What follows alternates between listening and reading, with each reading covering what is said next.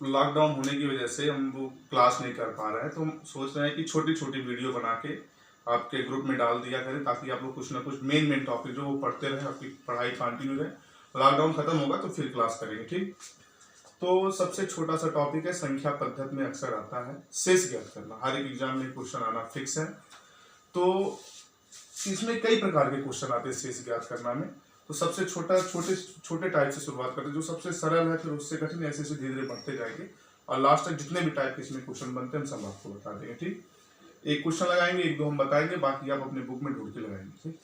चलिए, क्वेश्चन हमने ये लिया है, किसी संख्या को 95 से भागने पे शेष 22 आता है, तो उसी संख्या को 19 से भागने पे शेष क्या होगा। कुछ नहीं करना, बहुत ही आसान है।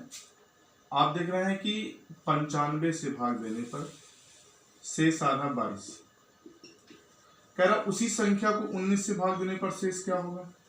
तो कुछ नहीं करना, बहुत ही सिंपल है। पहली चीज तो ये ध्यान देने वाली बात है कि जो पहली बार 95 से भाग दिया गया तो शेष बचा 22। अब ये 95 देखना ये होगा कि दूसरी बार 19 से भाग दिया जाए, इससे पूर्तिया विभक्त है कि नहीं। ये विभक्त तो होना चाहिए, क्वेश्चन तभी सॉल्व होगा, होता है ऐसे क्वेश्चन में। तो अब वो देखा जाए 19 से ये 95 पूरी तरह कट जाएगा, तो आपको कुछ नहीं करना साहब, बहुत ही आसान है।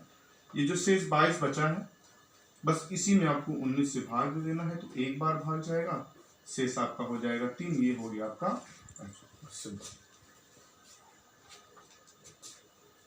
क्लियर। अब एक और क्वेश्चन उदाहरण के लिए लेते हैं।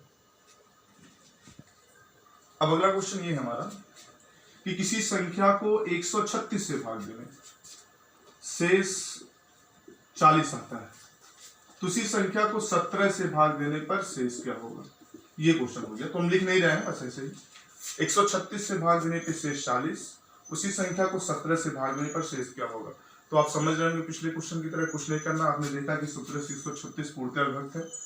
अब आपको करना क्या है, ये जो 40 है इसको आप 17 से भाग कर देंगे, तो 2 बार भाग जाएगा, 34, शेष हो गया 6, आपका हो गया, ठीक। एक और क्वेश्चन हम अगला लेते हैं।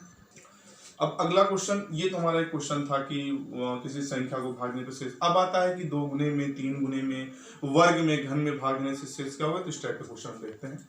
क्वेश्चन हमारा ये रहेगा, किसी संख्या को 87 से भाग देने पर शेष 20 आता है, उसी संख्या की 2 गुने को 29 से भाग देने पर शेष क्या होगा। ध्यान दीजिएगा, हमने कहा है 2 गुने को भाग देना है। इससे पहले जो क्वेश्चन था उसी संख्या को भाग करना था, लेकिन अभी क्या है, कह रहा कि 2 गुने को भाग करना है। तो कुछ नहीं करना साहब, बहुत ही आसान है। शेष क्या बच रहा है आपका 20, 20 का 2 गुना क्या होता है 40, आप बस 40 कर लीजिए। मतलब शेष के साथ ही जो करना है 2 गुना कर लीजिए 40, 40 को आप 29 से भाग कर दीजिए, एक बार भाग गया, शेष आपका हो गया 11, बस सिंपल। अच्छा, प्रश्न अगर ये कह देता उसी संख्या के 3 गुने को, तो आप 20 का 3 गुना कर लीजिए 60, आप 60 को 29 से भाग कर दीजिए, तो अब यहाँ 2 बार भाग जाएगा 58, शेष आपका 2 हो गया। इसी तरह अगर 3 गुना कहे तो 3 गुना, 4 गुना कहे तो 4 गुना, जो भी कहे इस शेष के साथ आप कर सकते हैं, ठीक। अब एक क्वेश्चन अगला हम वर्ग वाला लेते हैं। वर्ग अगला क्वेश्चन हम ये लेते हैं, किसी संख्या को 69 से भाग देने पर शेष 6 आता है। किसी संख्या को 69 से भाग देने पर शेष 6 आता है, तो उसी संख्या के वर्ग को 23 से भागने पर शेष क्या होगा। ध्यान दीजिएगा साहब, इस बार हमने वर्ग कहा है, घन भी कह सकता है, कुछ भी कह सकता है, कोई बात नहीं।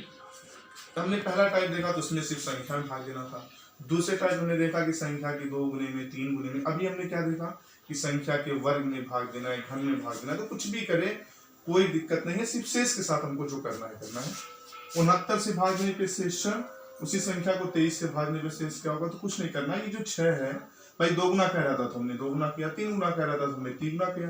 अभी वर्ग कह रहा है तो शेष का वर्ग कर लीजिए, तो 6 का वर्ग आपको पता है 36 होता। अगर ये घन कहता तो 6 का घन आप 216 कर लेते, सिंपल। तो 6 का वर्ग हो गया 36, 36 में आप 23 से भाग कर देंगे, तो एक बार भाग जाएगा, यहाँ 23 आपने माइनस किया, आपका आंसर हो गया 13, ठीक। इस तरह अगर घन कहे तो घन कर लेते हैं, ठीक। अब नेक्स्ट टाइप पे चलते हैं। ये हमारा टॉपिक क्लियर हुआ, ठीक। अगला क्वेश्चन देखते हैं।